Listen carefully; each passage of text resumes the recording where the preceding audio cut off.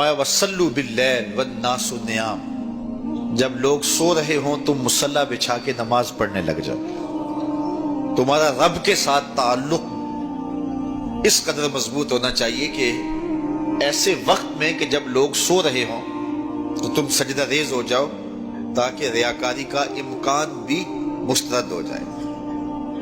تو یہ چار کام جب تم کرو گے، رسول کریم نے ارشاد فرمایا تدخل الجنہ بالسلام، جنت میں سلامتی سے داخل ہو جاؤ۔ راستے کے جو مراحل ہیں، جنت کے اندر پہنچنے کے جو مراحل ہیں، وہ بھی سلامتی سے طے ہو جائیں گے۔ قبر بھی، حشر بھی، میزان بھی، پلزرات بھی، سارے مراحل آسانی سے طے ہوتے چلے جائیں گے اگر تم یہ چار کام کر لو۔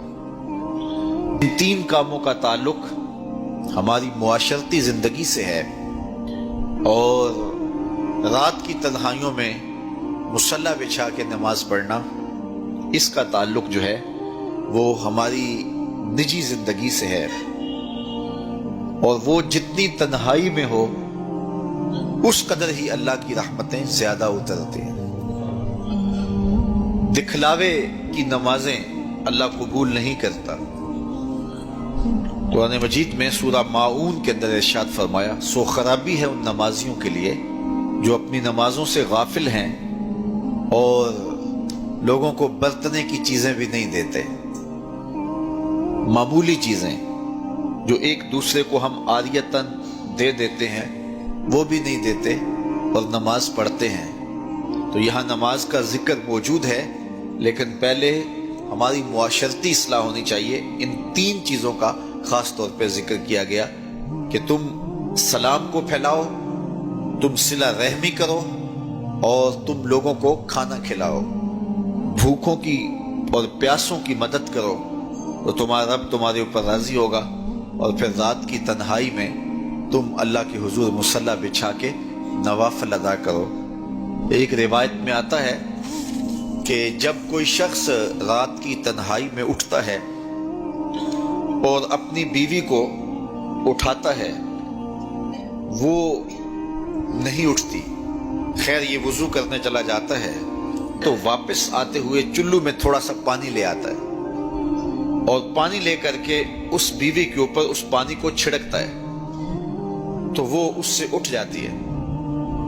تو یہ مصلی بچھا کے نوافل پڑھنے لگ جاتا ہے، اور وہ بھی اٹھ کے وضو کرتی ہے، اور پھر وہ آتی ہے تو یہ نوافل پڑھ رہا ہوتا ہے، چارپائی کی دوسری سمت مصلی بچھا کے وہ بھی نوافل پڑھنے لگ جاتی ہے۔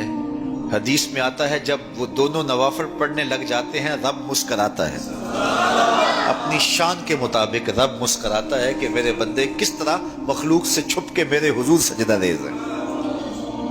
تو راتوں کی تنہائیوں میں جب لوگ سوئے ہوئے ہوں تو اس وقت سجدے کا ویسے لطف بھی اپنا ہی ہوتا ہے، چونکہ کوئی دیکھ رہا ہو تو کئی طرح کی باتیں ذہن میں آئی جاتی ہیں، لیکن تنہائی ہو، اندھیرا ہو، کوئی دیکھ نہ رہا ہو تو پھر اس کا اپنا لطف ہوتا ہے، اور سحری کے وقت اٹھ کے نماز پڑھنے کا سرور بھی اپنا ہے۔ اور میں کہتا ہوں کہ وہ ملنے کی گھڑیاں ہوتی ہیں، انسان کو ان گھڑیوں کے اندر اللہ کی خاص رحمتیں نصیب ہوتی ہیں، اور جو سحری کے سجدوں کا مزاج رکھتا ہے اللہ تعالیٰ اس کے من کے اندر روشنیاں ڈال دیتا ہے۔ اقبال کہتا ہے رومی ہو، رازی ہو، عطار ہو کہ غزالی، کچھ ہاتھ نہیں آتا بے آہ سحر گاہی۔